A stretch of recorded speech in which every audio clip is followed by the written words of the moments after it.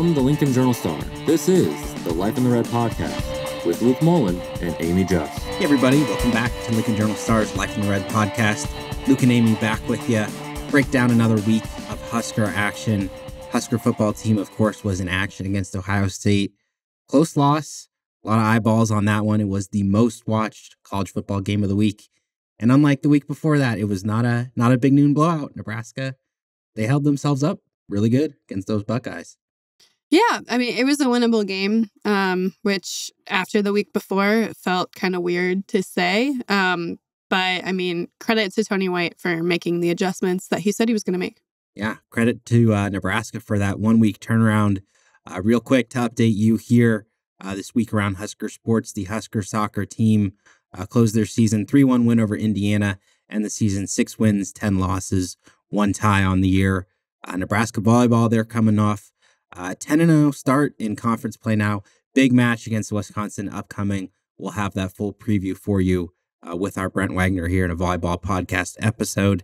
And Husker hoops also, it's about that time. The exhibitions are in the books. We're still waiting for that season opener. That will be this Monday. And again, we will look forward to recapping those games, previewing their season next week in our episode of the Life in the Red podcast. But all about Ohio State to start this one off. Not a whole lot separating those two teams, which when you consider some of the talent that Ohio State has, what they've done to their opponents this season before they ran into that Oregon team, I mean, it's like, man, Nebraska played one heck of a game this Saturday. Yeah, they did. And, some of that, again, credit to Nebraska's defense, really taking advantage of a very injured offensive line for Ohio State and making them pay for it for sure. There were like 3 really tough plays that the defense gave up, and that was ultimately the difference.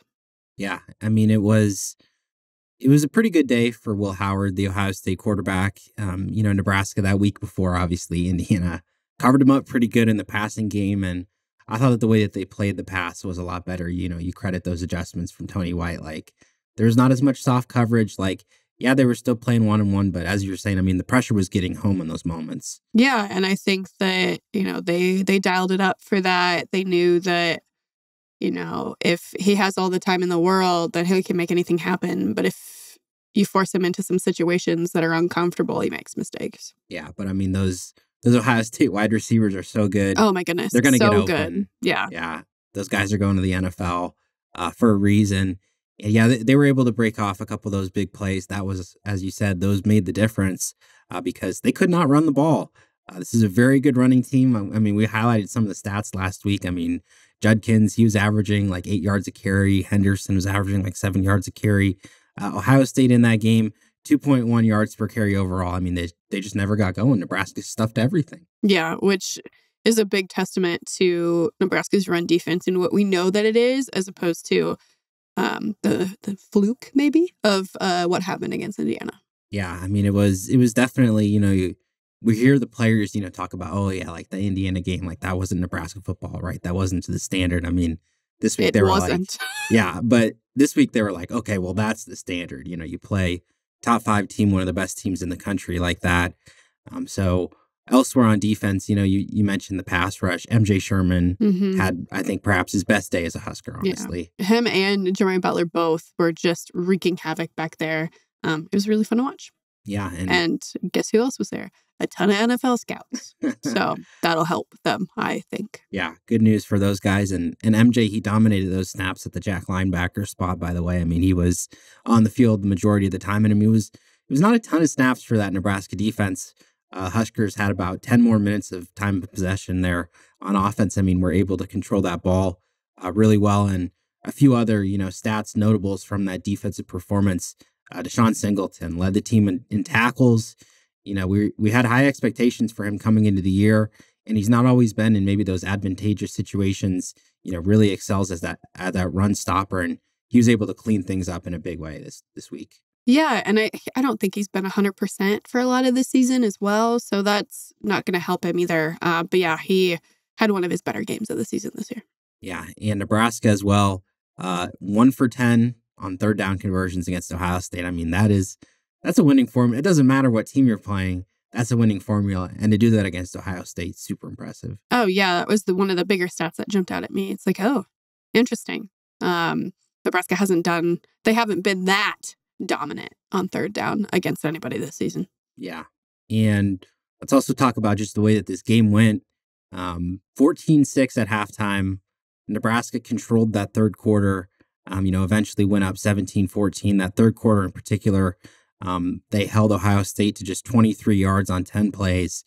Is that the best quarter of Nebraska football we've seen this season? Oh, without question. Yeah. Just when you take into account like the caliber of opponent and there's just no way. That was kind of unexpected, to be honest with you. Well, it felt to me like, okay, right? It's 14-6 at halftime. I mean, Ohio State very well could have just taken the ball right out of halftime, drove down, scored a touchdown. I mean, that would have taken so much air out of the game, and that never happened. No, Ohio State just could not get into a rhythm offensively outside of some of those explosive plays like I talked about earlier. It was really weird. Yeah. And for Nebraska, by the way, I mean, first 9 points on the board came from the kicker, John Hull, who, by the way, entered that game 1 for 5 on the season.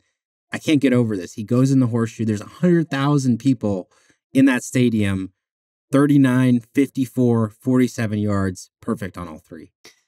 It's a credit to him, honestly. It's a credit to Brett Maher, who's helped him out. It's just, when you start 1 of 5 and so many of those were blocked, like, that gets in your head, right? And how do you bounce back from that? Like, he's a young kicker, right? So what does that do for your confidence? Like, that can derail your season, get in your head. Like, kicking is such a mental game. And for him to somehow get through that and make 3 pretty long field goals, including one that was the longest in school history away from home, by the way. It's kind of crazy, right? Yeah. Like, just to add context to that, like, what a great day for him. And you can't help but be happy for him just, after everything that happened earlier in the season. Yeah, I'll say. I mean, that took guts. It was what his first, like, that 39-yarder was what his first made field goal in like over a month. Yep. Or something like that. Since the Illinois game, first quarter of the Illinois game. It had been a while. And huge for this Nebraska football team moving forward if you have that kicking game reliable, because, I mean, the weeks before that, right, it was like they get down, just outside the red zone, and it's like, this is not field goal territory. The opposite happened last week. It was like, okay, it's John Hull range. I mean, let him go. So fantastic effort from him. That was nice to see. But the Nebraska offense, somewhat limited in this game. And again, you have to take into account that defense. Like, there are NFL players all over that defense, very well coached, well coordinated. But big reason for those struggles, the screen game. Nebraska kept throwing passes behind the line of scrimmage. Couldn't really push that ball downfield. And the coaches addressing it this week, Matt Rule kind of acknowledging, the reasons behind it, explaining, they were trying to limit that pass rush. Marcus Satterfield saying the same thing. Dylan Raiola, notably on Tuesday, defending it, saying, hey, I like the plays that Coach Satterfield calls. It's his job to go out there and execute, which, that's nice words from a leader. But at the same time, I mean, this is a coaching decision, right, to call these plays. And it's something that people have been talking about all week for good reason. Yeah. And, like, it'd be one thing if they were calling them and Nebraska knew how to block on the perimeter. Like, we wouldn't be having this conversation. Like, because one of those or 2 of those or 3 of those could go off for what you intend them to do, right? So I still think perimeter blocking is the issue.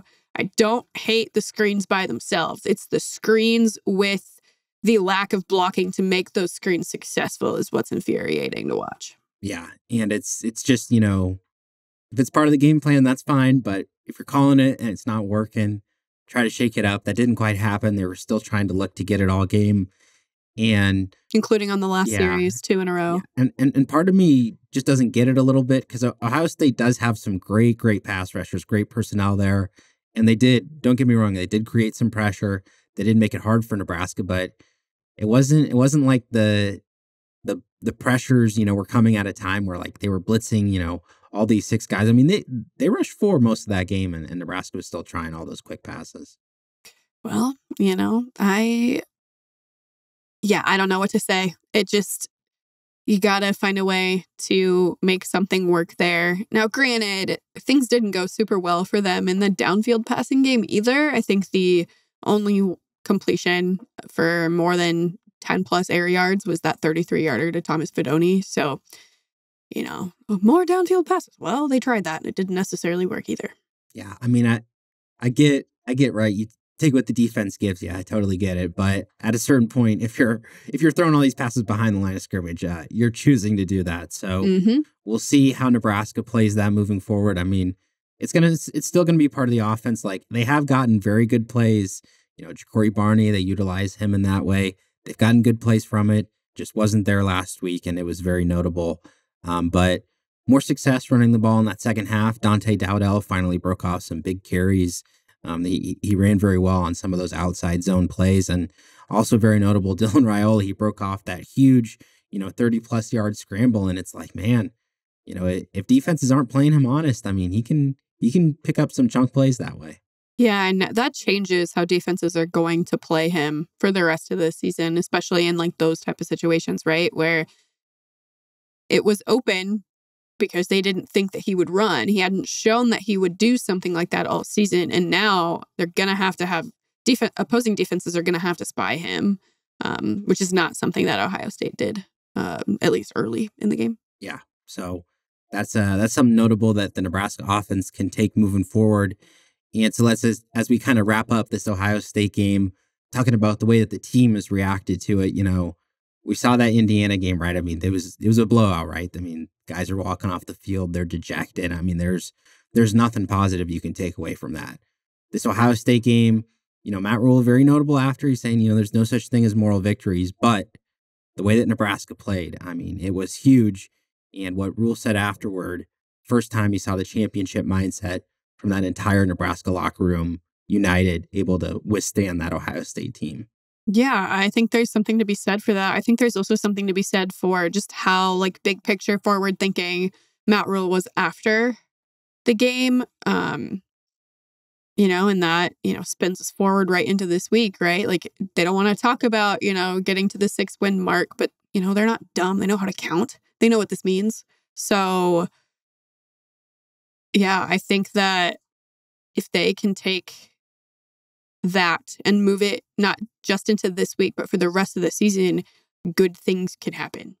Yeah, it's kind of that like underdog mentality in a way. And, obviously like all teams kind of chase that, but like it's easier, right? I mean, the pressure was on, for that Indiana game. And that's kind of the same thing Rhule was saying, like, hey, like they were going out there to like fight for their pride, right? To show that they weren't that bad against Ohio State. Well, he was saying a year ago, Nebraska was on that 5-win mark. They're 5-3, 4 chances to reach that bowl game. He said this week it felt like they were chasing something. And, that's notable that this week they're trying to make that not be something that they're focused on. It's all about UCLA, all about that single game. So, yeah, that is very notable. And another recent update worth mentioning, fullback Barrett Liebentritt, broken bone, expected to miss about 6 to 8 weeks, which will rule him out the rest of the regular season. Broken bone in his back. Yeah. No less. That's tough. That sounds horrible. Yeah.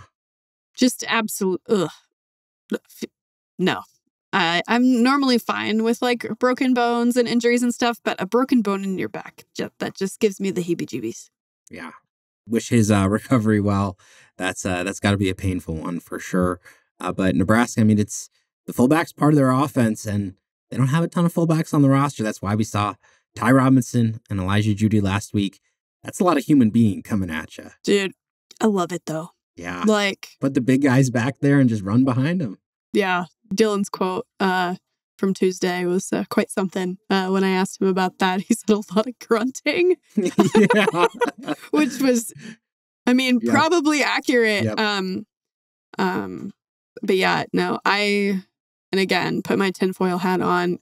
I truly believe that play would have worked if the ball was spotted correctly. Yeah. Yes. The officiating controversy, that was also a topic of discussion from this game. Not only that spot near the goal line, Jalen Lloyd, but also earlier in the game, Emmett Johnson incorrectly marked short of a first down call. The Big Ten released a statement about it, and this is going to be our Husker hot topic for the day. Obviously, that situation was incorrectly called on the field. So we're talking about the situation after that here. did the Big Ten correctly address that blown call against Nebraska? So it's good that they acknowledged the mistake in the first place publicly, right? So many of these conversations happen behind closed doors, but it was good that the Big Ten came out and addressed it. But I still don't think it was enough. Because the ball got spotted wrong, but the statement didn't, mention that, replay messed it up both in-house and at headquarters. Like, replay didn't catch it on either one of those two fail-safes that they have built into the process. That is concerning to me, that there is something as fundamental as spotting the ball, and not only the crew on the ground getting it wrong, but the replay crew in-house missing it, and the replay crew at headquarters missing it. How does that happen? Like, those fail-safes are there for a reason. Like, how does this happen? And it's not just on the Emmett Johnson one, it's on the Jalen Lloyd one, and then it's also on at least two other plays that Ohio State's offense had that the ball was incorrectly spotted. It's just, how does this happen? It's one thing for, judgment calls to go one way or the other. That happens. Humans are humans. You see what you see. But spotting the ball, that's the first thing you learn when you're learning how to officiate a football game. Even for like peewee little kid football, like that's the first thing you go to is, where is the ball? The Big Ten has a disaster on its hands if this continues to be a problem. Because again, judgment calls are judgment calls, but you cannot mess up spotting the ball like they did for much of the game against Ohio State. That's a little overdramatic, but for many points in the game, So no, I don't think they correctly. They took a baby step to get to the right. They took a baby step in the right direction, but if the replay process doesn't get fixed, is it worth anything at all? Like, man, upstairs has to be able to stop it, and they can stop it, but how do you miss that? Everyone else caught it. We did in there. The broadcasters caught it. Matt Rule right there. He's like, what? Like, everybody was really confused for a reason, because it was not even close to being accurate. Yeah, well, as you said, I mean, it's failures on multiple levels, right? I mean, there's an element of human error in the game, and I think most coaches and Matt Rule would say you just have to accept that, right? I mean, certain calls are going to be blown, you're going to be upset or whatever, but like you said, I mean, that is a fundamental call that you expect them to be able to make accurately every time, and it's all well and good that you make a statement, it's fine, you acknowledge your mistakes. But I think what a lot of people have issues with is, like, where's the accountability, right? I mean, yes, whatever process you have at the league office, to train these crews and, to go over mistakes, I'm sure that they have protocol, but like, that stuff happens behind closed doors. Like, how much progress is really being made, to address these issues? And, I don't want to like sit here, call for the officials' jobs. Like, I mean, it's like, that's extreme, but like at a certain point, like, there have to be repercussions. There have to be, as you said, like the fail safes that they have, there have to be protocols and ways that they're going to have to deal with the issues that do pop up, because you have to address them. Yeah. Nebraska's not going to get those 30 plus seconds back. Yeah. Does Emmett Johnson get those extra yards? Probably not, even though we all watched them happen. Does Jalen Lloyd get that yard? No. And like, anything could have happened in those 30 seconds, right? Like, maybe Nebraska scores a touchdown there. Maybe John Holt makes a shorter field goal. Maybe he misses it. Maybe Dylan throws a pick. We don't know what's going to happen, but that's the point of the game, right? You don't know what's going to happen. That's why they play. So when you take opportunities away from people because of your ineptitude, it's a problem. Yeah, it's certainly something that's impacted games all across the Big Ten, not just a Nebraska specific issue. But Huskers continue to be on the receiving side of some of those officiating mistakes. So that's something that we will see moving forward if they can fix it. Yeah, and Ohio State too, right? That targeting call was not targeting. Like, just because something looks bad doesn't automatically make it targeting. He hit him with the forearm, and it looked really bad, but it wasn't targeting, and the NCAA, not the Big Ten in this case, the NCAA overruled the Ohio State player targeting, so he can play this week. because it wasn't targeting. So it wasn't just Nebraska that got the short end of the stick on some of those calls. But yeah, and then also, granted, if the targeting had never been called, I guess this situation doesn't happen. But with Ryan Day, that should have been a personal foul. That should not have the penalty on him. He touched the official. Yeah. You cannot do that ever. So they threw the flag, said it was a sideline warning, so basically picked it back up. But yeah, if I were Matt Rule, that is the one that I would be the most upset about, is he's had 2 go against him that apparently he was apologized to for both of those. So yeah, officiating has a ton of issues right now. Not just in the Big Ten, but all over the Big Ten. The onside kick at the Minnesota game, like there's a lot of issues, not just against Nebraska. So but something needs to happen. Something needs to get fixed because this is a mess. Yep, agreed. And you hear from a lot of people, consistency is obviously what they're looking after, but easier said than done at this point. So that was something notable from last week. But as Nebraska turns the page, it's back at home. It's been a while for them since they were in Memorial Stadium, so we appreciate it. Not a week on the road this time, but UCLA coming to town, and it's been, shall we say, a tough season for the Bruins so far. 2-5 overall, 1-4 in the Big Ten, and they started off. It was a narrow 3-point win over Hawaii. Lost 5 straight. Didn't score more than 17 points in those losses. I mean, it is rock bottom as much as it gets, and then finally, all of a sudden, beat Rutgers 35-32 last week. Looked like a brand new team in some ways. And the big story there, the reason they were able to beat Rutgers, all about their quarterback, Ethan Garbers.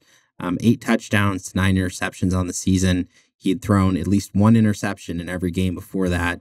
4 touchdowns, no picks. I think he threw for about 300 yards. Absolutely had a phenomenal game against Rutgers. And it's going to be all about him that Nebraska focuses on because they're dead last nationally in rushing. Dead last. Yeah, not great. They're either dead last or close to last in 2 metrics. Run offense and pass defense.